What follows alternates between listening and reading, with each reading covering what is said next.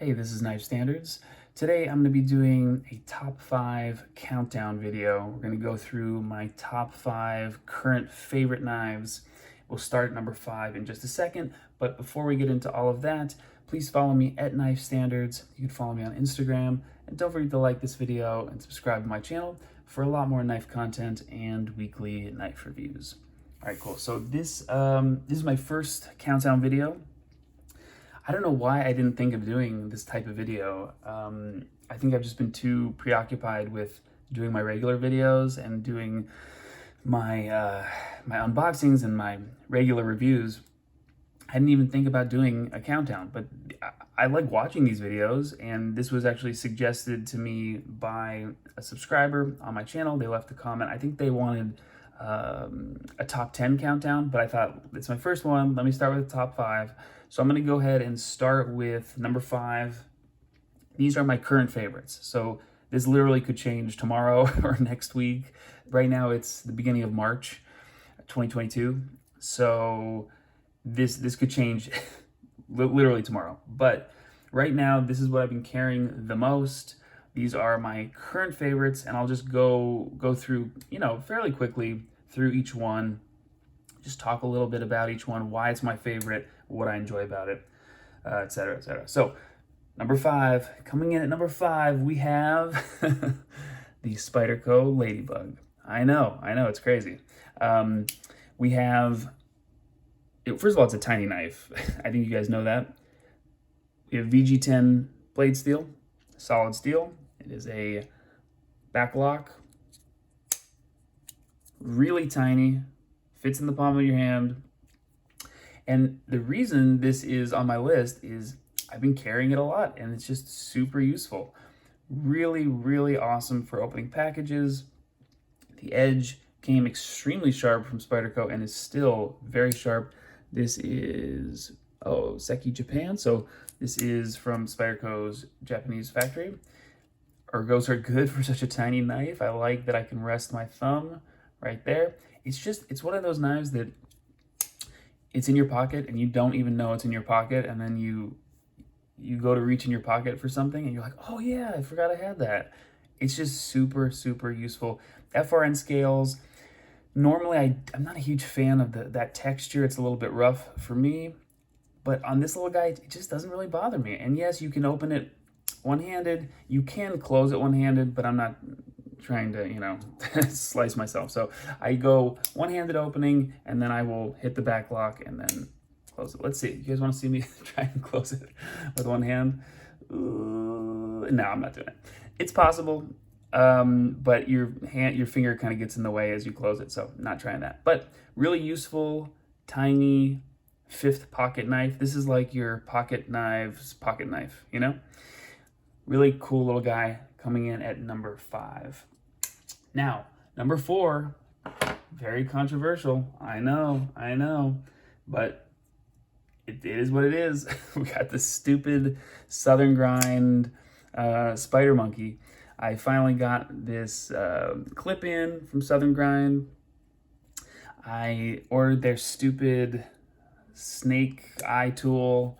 I disassembled this in a video. The action was and then and one of the screws was Loctited in and whatever. I mean, the disassembly video was fine, but I cleaned it, did what I had to do, but then I went back. I didn't make a video when I went back, but I went back and disassembled it again, tried to get all the screws, all the Loctite off, kind of strip it down, and then I reassembled. It's smoothing out. Of course, this is on washers, and the reason I'm including this in my list is this is like my go-to beater knife. If I really need to cut into something that I am concerned about that it might scratch my knife or whatever, because I do like to be careful with my stuff, especially my more expensive knives. I'm not going to destroy a $500 knife trying to cut into something that I'm not sure about, or that might damage the knife. So if it's anything like that, boom, Spider Monkey. So it actually carries really well. I do like the carbon fiber a lot. It's coated, so it's not gonna, you can already see those little scratches that were actually there before I got this knife. I got this on the secondary, but it's just smooth. The detent is a little wonky, a little weak, but good lockup, smooth, easy to carry, and this is kind of my go-to beater knife lately. S35 VN blade steel. The contoured carbon fiber is comfortable. Yes, we know, I already complained about it. I hate the stupid snake eye tool. Their customer service sucks currently. I don't even know if they're gonna make more knives, but this is number 4. This is what I've been carrying, and it's been coming in really handy for me. So I'm sure that will change very soon, but for now, really smooth knife on washers that I have been enjoying in pocket. It's a bummer that their customer service stinks. So that is number 4, Southern Grind Spider Monkey. Let's go ahead and get this guy out of the way. And let's go ahead and talk about number 3. Number 3, I think you guys have seen me talk about this already, that it kind of sneaks its way back into my pocket, even when I did the full review like months and months ago, but we have the, oh man, that detent. Something Obscene Company J Cape version, I think it's, yeah, version 3.5. And this is just a beast of a knife. This is, man, you guys hear that? Woo! Really nice acoustics. But the ergos are so comfortable. Of course, it's a beast of a blade. Got the compound grind, really thin hollow grind. It's just a cool ass knife. You know, you can't beat the aesthetics. It looks badass. The lightning bolt clip is super sharp. I actually tried to get one of the, they have a replacement clip that still has a little lightning bolt like in the middle, but it's more of a traditional clip design. Tried to get one of those, but they sold out, so I'm still kind of on the lookout for that. But as far as ergos go, so comfortable. Nice little ramp for my thumb.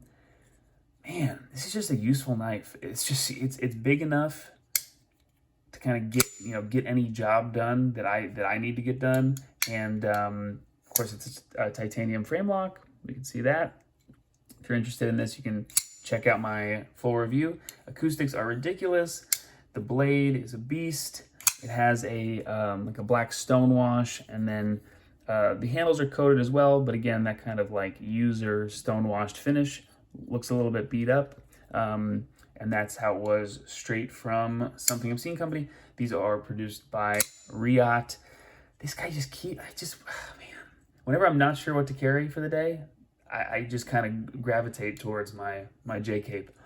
And I have another one of these, actually the mini one. I pre-ordered the miniature version, so that's coming who knows when, in the next few months, I guess. But it's just a beast of a knife. These do come in flippers, and I opted for the thumb studs because that's more my style lately.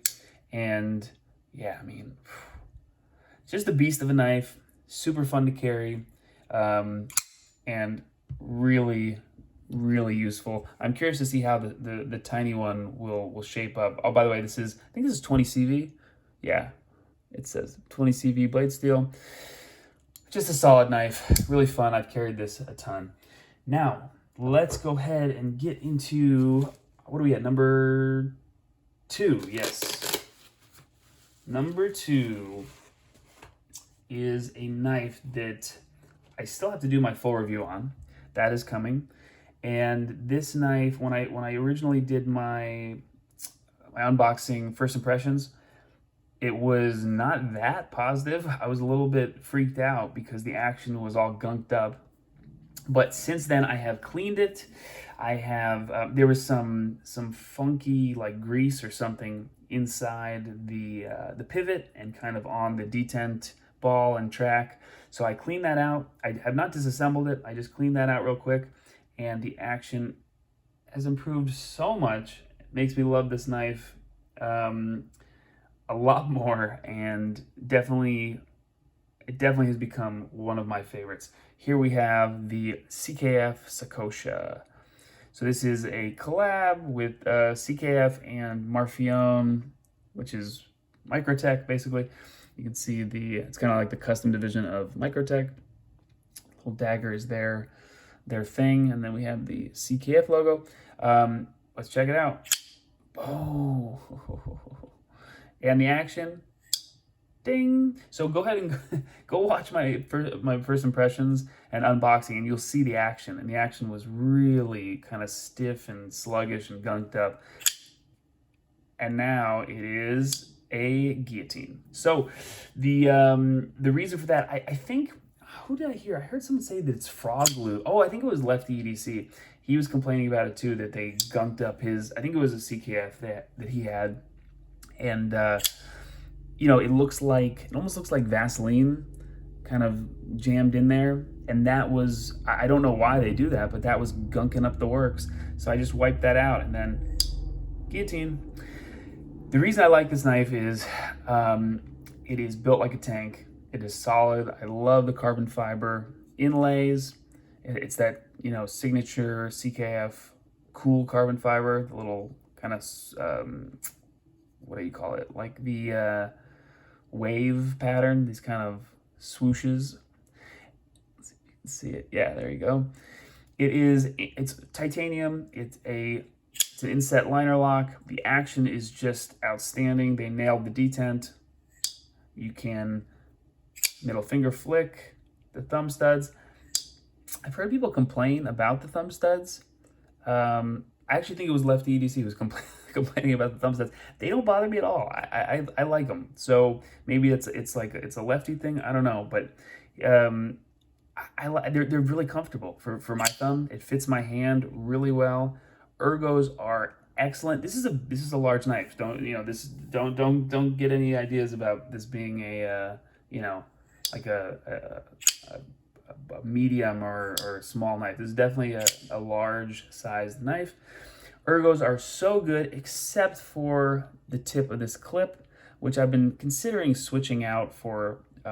It comes with another clip that's just plain. This is like the Zircotai clip, which is fancy and cool and whatever, but it's just a little pokey. So I feel like the clip is a letdown, but lockup is good. Hand satin blade, just flawless. And of course, I'm not gonna beat up this knife and hard use it just because this is like, I don't know, it was like $500, $600, something like that. But it's definitely fun to carry, and if you wanted to beat it up and make it a user, you definitely could. It's built like a tank as far as I'm concerned. Really smooth action, solid construction. You can see this really cool back spacer that kind of goes all the way along to the glass breaker, which I like the glass breaker. I don't break glass on a day-to-day basis, but if I ever needed to, it's there just in case. Just a really cool knife. Love the drop point blade shape. Almost has this clip point coming down, but I would consider that a drop point. Oh man, love it. M390. Got the serial number 60. They only made a few of these. A few, I don't know, 100, 150. So it was very limited production, so these are tough to get a hold of. I have seen a few of them pop up on the secondary, but I'm just really enjoying this knife, and having it in pocket has been great. This is my number two favorite for, I want to say for the month of March, but not really. March just started. Currently, the last 2 weeks, this has been my second favorite. Really excellent knife from CKF. So let's get into our number one, which it may come as a surprise. I don't know. If you saw my last video that I posted, then it's not that much of a surprise. Not my last video, like 2 videos ago. But this came in about, I want to say, I don't know, a couple days ago. And it just shot up to number one, like immediately. I love this knife so much, and it is top of the list right now. This is the Dan Caraher 904 Integral. Whew. And this is number one on my list right now. Of course, I had this customized by Dan. He put on thumb studs for me. I think that is part of what makes me like this knife so much. There's a couple other things. I'm not a huge recurve fan, but it's been working out really well with this knife. It fits that kind of, you know, fisherman, harpoon, you know, going on a boat style of a blade. It's kind of big, tall grind, tall blade. I like the recurve. If it didn't have a recurve, that would be fine, but the recurve doesn't bother me. A couple reasons why I really love this knife. Ergos are just so comfortable, so comfortable. Zero hot spots, really, really smooth, contoured. It is an integral knife. That is another reason why I love this guy. One solid piece of titanium. You know, it's not a cheap knife, but for what it is, for being an integral knife, it's affordable. You know, it's not, he's not price gouging anybody. It is a very fair price for what it is.